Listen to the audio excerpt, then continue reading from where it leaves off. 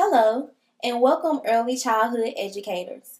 Did you know that in the United States there are more than 269 million internet users?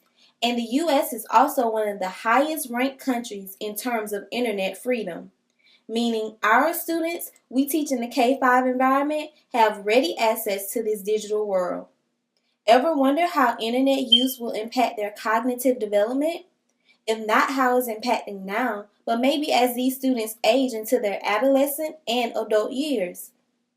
It is important to note the work we do with the students at the K 5 level is the basis for developing them into college and career ready individuals.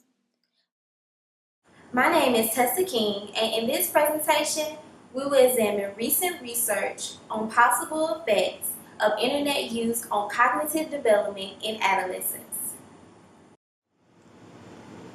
We will look at the impact of internet use on the cognitive processes of memory, analytical thinking, multitasking, processing social cues, social competence, and social evaluation.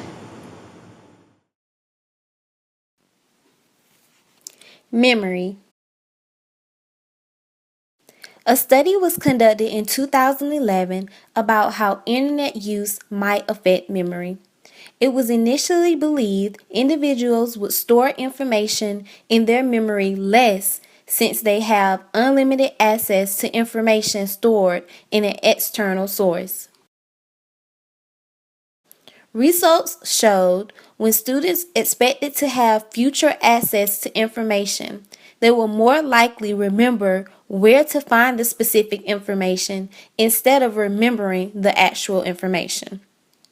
These results suggested that constant internet access influences the kind of information an individual chooses to remember. Furthermore, constant internet access affects how confident an individual is about his or her own knowledge. Analytical thinking. A common concern of internet use is that individuals will not be critical thinkers because having instant access to limitless information takes away the need to engage in more cognitively effortful processes. A study conducted with undergraduate students showed when students had access to the internet, they correctly answered questions that required analytical reasoning, but were less likely to use this cognitive strategy in other situations. Results concluded when individuals are part of a highly connected network like the internet, they are less likely to adopt the kind of cognitive strategy needed to reach a solution when the solution is readily available. Multitasking. In a recent survey, 50% of adolescents reported that they often use social media while doing homework. Studies have shown doing two tasks simultaneously has resulted in performance decrements. Furthermore, one study reported adolescents and adults showed performance decrements during social interactions that required perspective taking because they simultaneously used digital devices. Processing social cues. Studies have shown interpersonal cues are lower in communications through digital media, resulting in decreased feelings of bonding and nonverbal affiliation cues. However, studies also reported that digital media such as video chat could elicit similar levels of bonding as face-to-face interaction. Social competence. Adolescence is the time we hone our social competence, which is primarily done through communication with others. The use of social networking sites is developing social skills to have healthy peer relationships. However, when an individual's social cognitive skills are lacking, using social network sites to compensate might not facilitate the development of healthy peer relations. A longitudinal study of adolescents showed use of social networking sites to compensate for weak social cognitive skills was associated with increased peer-related loneliness. Social evaluation. One main concern of being online almost constantly is how it can make an individual feel as though online peers are constantly evaluating them. Experiments have shown that adolescents performing a difficult cognitive task performed worse when a peer was watching them than if an adult watched them or if they were alone. The experiments suggested constant social evaluation by peers could increase the baseline level of arousal or alertness of adolescents, as well as decrease ability to perform tasks as well as they might when not in social evaluative contexts. In another study, adolescents' reaction to peer acceptance or rejection feedback was measured in a live internet chat room. Adolescents show more emotional and cognitive reactivity to the rejection feedback and reported social disconnections in daily life. Take a look at this video entitled, "What the Internet is Doing to Our Brains." So you're reading an article online when you get an instant message with a link to a funny photo, which of course you have to share. And now you're reading your Facebook news wall, which sends you to a video of a panda bear attacking a kid. And now you're reading Wikipedia to learn everything you can about the violent behavior of panda bears. And this is what 3 minutes on the internet can be like. We live like this all the time, and it has to have some kind of effect on us. The net is making us more superficial as thinkers. That is Nicholas Carr. He is the author of The Shallows, What the Internet is Doing to Our Brains. To understand this whole thing better, we need to go way back in time, to say, like, the prehistoric age. You wanted to know everything going on around you, because the more you knew about your surroundings, the less likely you were to get attacked by a predator. And there's even evidence that our brains release some dopamine, pleasure-producing neurotransmitter chemical, to reward us for seeking out and finding new information. So getting distracted felt good and helped us stay alive. But the problem is that nowadays, predators aren't much of an issue, but we still have the same brains. And also, there's the internet, which is... It's an incredibly information-rich environment that the net creates for us, and that's why we use it so much. I mean, sounds, pictures, words, text. And what this tends to do is promote a sort of compulsive behavior in which we're constantly checking our smartphone, constantly glancing at our email inbox. We're kind of living in this perpetual state of distraction and interruption. Which is dangerous because...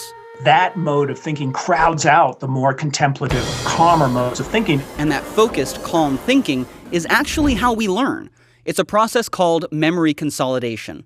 And that means the transfer of information from our short-term working memory to our long-term memory. And it's through moving information from your working memory to your long-term memory that you create connections between that information and everything else you know.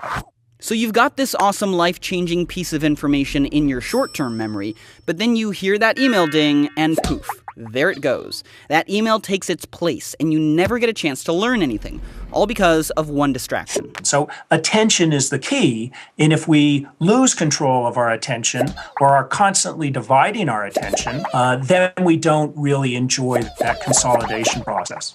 But I can hear it now. Someone out there is saying, what does learning matter if all the information in the world is just a Google search away? Well... that is kind of shortchanging our intellects. If that's the way you're using your mind, just kind of searching very quickly and finding information and then forgetting it very quickly, you're never building knowledge. You're kind of thinking like a computer. Which means that our very humanity is at stake. And it would be a shame if we all got assimilated because, well, humanity is pretty neat.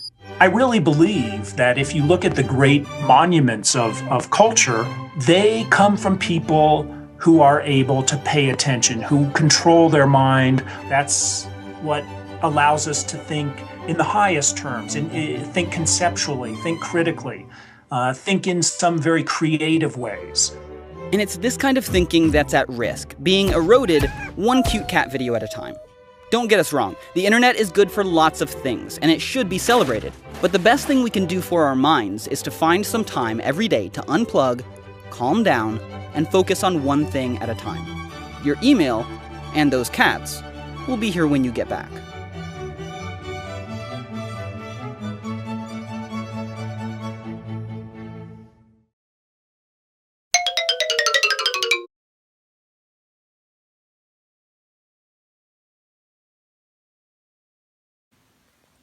Did you know 40% of the world's population has internet connection today? Just 10 years ago, it was less than 1%.